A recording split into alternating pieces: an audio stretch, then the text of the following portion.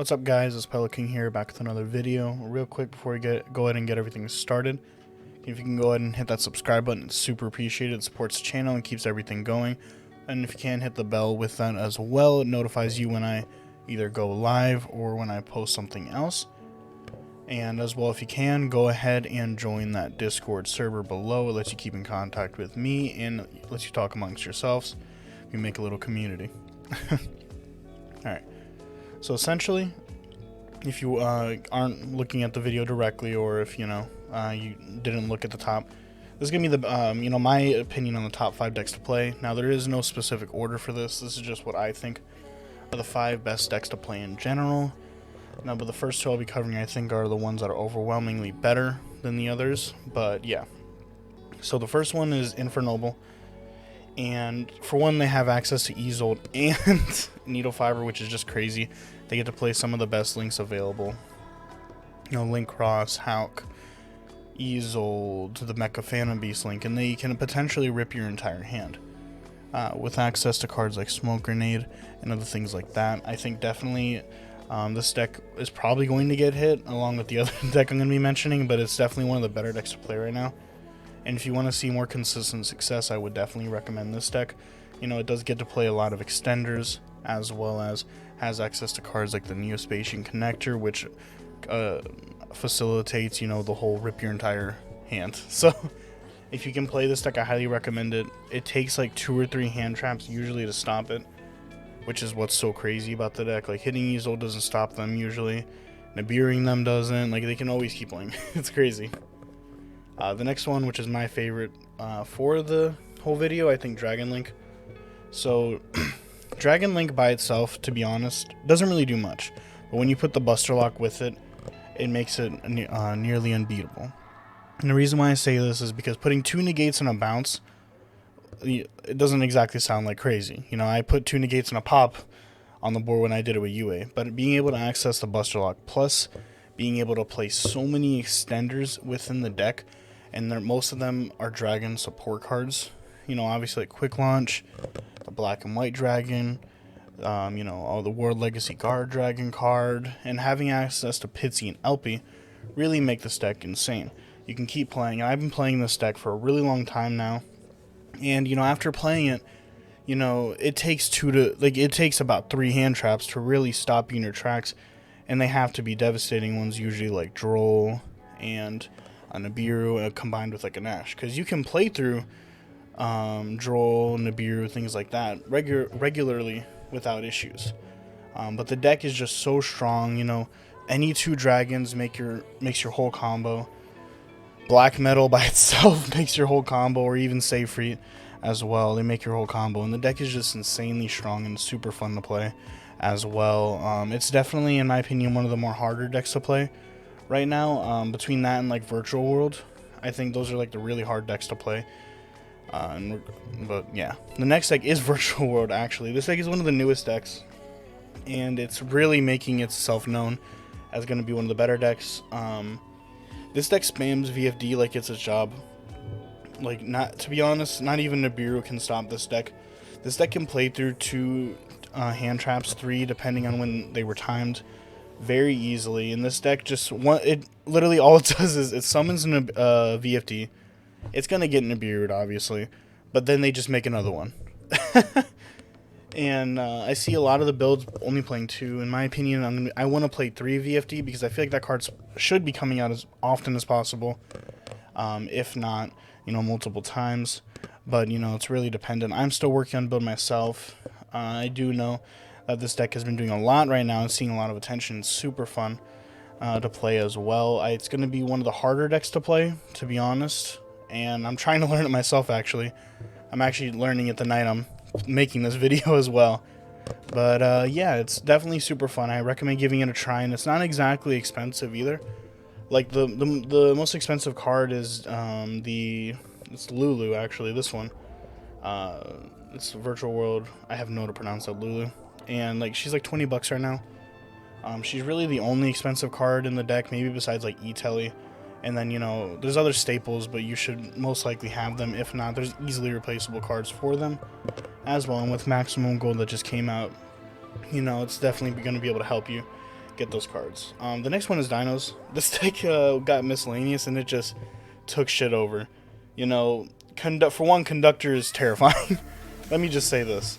Conductor is so scary. It's such a difficult card to, like, you know, really deal with. Especially if you're going second, you're trying to make your board and stuff like that. But, you know, miscellaneous, just being able to say no to almost any disruption that covers the field is just way too good. Plus, being able to access Lost World with chain blocking and basically stopping any sort of targeting is just really good. And that also does shut off cards like Gamma, Phantasme. Phantasme? I'm not sure. Actually, I can't remember if that card needs no monsters in the field. But, yeah, but Lost World does shut off a lot of other things, like it was Imperming Gamma, that's what it was. It does shut off Imperming Gamma, which is huge. But usually it doesn't even matter because miscellaneous just goes to the grave, and then they make, you know, Dolka, Conductor, and maybe something else. Some people are playing Dragoon if they want to. It's not really that good, but, you know, they can. But this deck just also excels at going second because it can also play all the good going second cards and not even worry, and also has access to cards like Extravagance, which is another really good thing as well, because it doesn't really need its extra deck, in all honesty. It's there just to look cool. You know, you obviously want to be able to have access to cards like, you know, Link Kuriboh, Secure Guard, and all that stuff, so you can use Pill to bring out your Conductor or Prankatops or the Overtext if you play it. This deck is definitely crazy. It's one of the more budget decks as well. Like, the most expensive cards in there really are, you know, Logia, which I think is like 15 bucks maybe, when you only need really 2 of it, and then Extravagance. But, you know, those cards did get, Extravagance did get reprinted a couple times, so they're a little cheaper, which is a blessing now. The last deck, and it's probably my second favorite on the list, just for nostalgia purposes, Zoo. So, with the return of Zeus, this deck definitely had a big comeback, which is why I really do like it. And as all my friends know, I'm a big fan of any one-card combo deck. You know, one-card combo being able to make Trident. That's a big thing that really, like, gravitates me towards them. I do like playing them a lot because they do have a more fun playstyle. Even though it is a control deck, you know, the deck is definitely a little bit more fun than, you know, a lot of the other control decks. Like Eldritch, I am a big fan of, like, the Alistair deck and Eldritch, but I don't like them as much as these decks.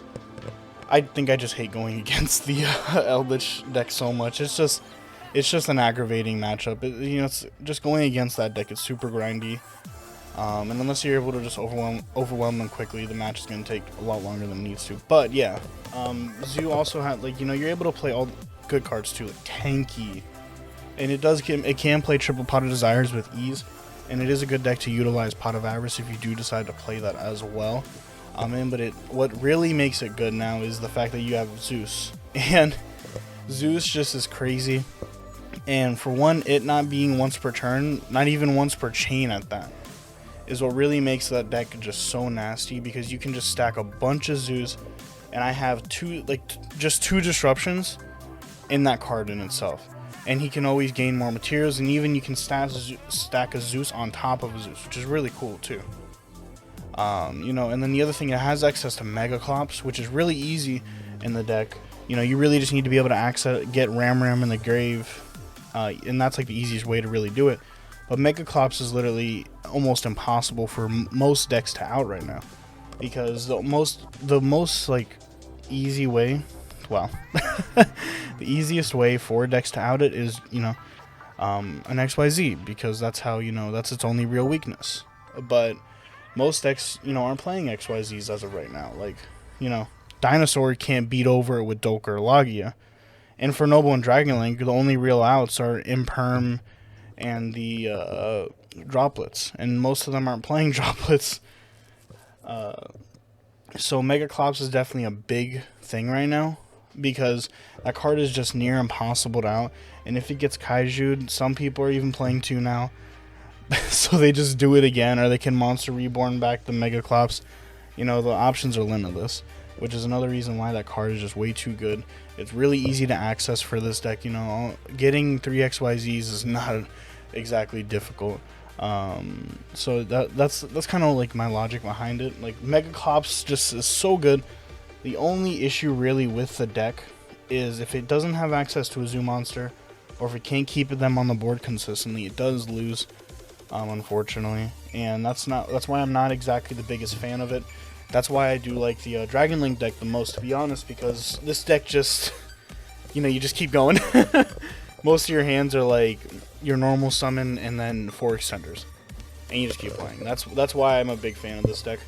I do think that we're going to be seeing these two decks, the Inferno Knight and the Dragon Link deck, gone by December. Well, by the end of December. But I'm not really sure what's going to be the meta. I want to say it's going to be, you know, a good mix between like Eldritch, Virtual World if VFD isn't hit. Even if VFD isn't hit, it won't be an awful deck, but it's definitely not going to be anywhere near the power it has right now, because just VFD is so crazy. You know, there's a lot of good rank 9s, but none compared to VFD. But yeah, if you did go ahead and stay through the entire video, I do appreciate it. It does help out the channel. Get my videos, you know, popping up more and stuff like that. And if you did enjoy it, go ahead and hit that like button. And, you know, comment any other, you know, if there's a different deck you felt like should have been here instead of, like, you know, maybe Zoo, Dino, Dragon Link, Inferno, or Virtual World. Felt like there's a better deck, you know, that should have been here. You know, definitely go ahead and let me know. This is obviously just my opinion. I just think these are the best decks to play right now. But yeah, take it easy.